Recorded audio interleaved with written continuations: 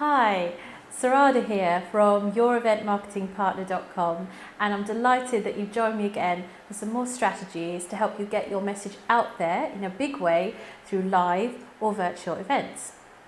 So this week I'm going to be talking to you about pricing your event, and this is something that I have seen done incorrectly, and by that I mean that people tend to either not charge for their event or charge very little. Now, there are sorts of reasons why you wouldn't want to charge, if it's an introductory event, but a lot of the time it sort of doesn't really make sense if you don't charge at least something, or if you're not charging enough for your event, because it takes a lot of effort to put it on, as you well know. You incur a lot of costs, but also it gets people committed. And something I've worked with my clients on for quite some time, because if you have people who are going to put their money down, then they're going to actually get more out of the event. You're going to get better attendees, and they'll likely end up investing and working with you in the future because they understand the value of what you do. A lot of time, free events, people sometimes they just want a freebie. They're not really interested in investing, and it's such a shame, especially if you've put a lot of effort into putting together your event. So what I want to show you today is 3 ways you can actually come up with the pricing for your event and actually set the right price so that people are getting good value, you're not out of pocket, and it's fair for everybody concerned.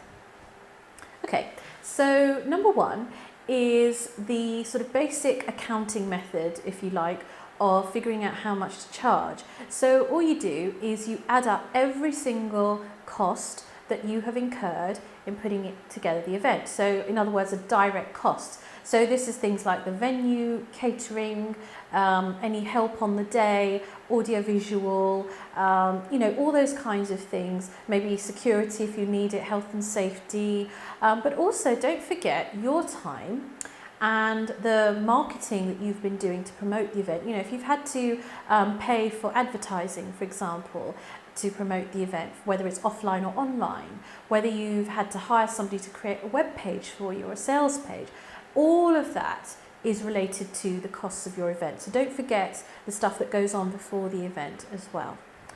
So once you've got that figure, then you just divide that figure between all the people that you're hoping to invite, and then that's your cost per head. And that's it. That's all there is to it. Now you might decide that's fine, you just want to cover the costs, and that's absolutely, perfectly okay to do that. But you might also decide you want to make a bit of a profit on the ticket price because you want to use that money to invest in your business, invest in future events, and that's fine too.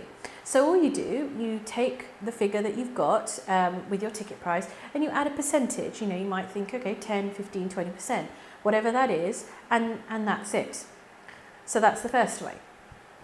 Now the second way, if you are finding the first way a little bit too complicated, and sometimes I do, I'm not a great numbers person, if I admit. So if you don't want to go through all that hassle, then the other thing you can do is you can look around at the marketplace and see what other people are charging. And you can look at what is the highest ticket price for something that's similar to what you're trying to do, and what's the lowest. And then you can try something in between. Now this is something a mentor taught me, and it's not just to do with your events, it could be to do with other services in your business. And it's a great thing to do if you are just starting out, you don't want to undervalue yourself, but you don't want to put people off. So you play it a bit safe, you go in the middle. And I actually like this technique. I still use it today, and it's just a great way to get started. And then as you are doing more and more events, you get more confident and you feel, well, actually, you know what, I could have charged a bit more, and so you do. So that's number 2. Number 3 is kind of related to 1 and 2 because it relies on you having a sort of conversation with yourself about how you feel about the price that you're charging. So you're basically doing a gut check. So you put a figure down, you just think of a figure, you put it down, and then you ask yourself, do I feel comfortable with that? When I look at that figure, is that too little for everything I'm doing for this event? Or is that too much? Am I asking too much for this?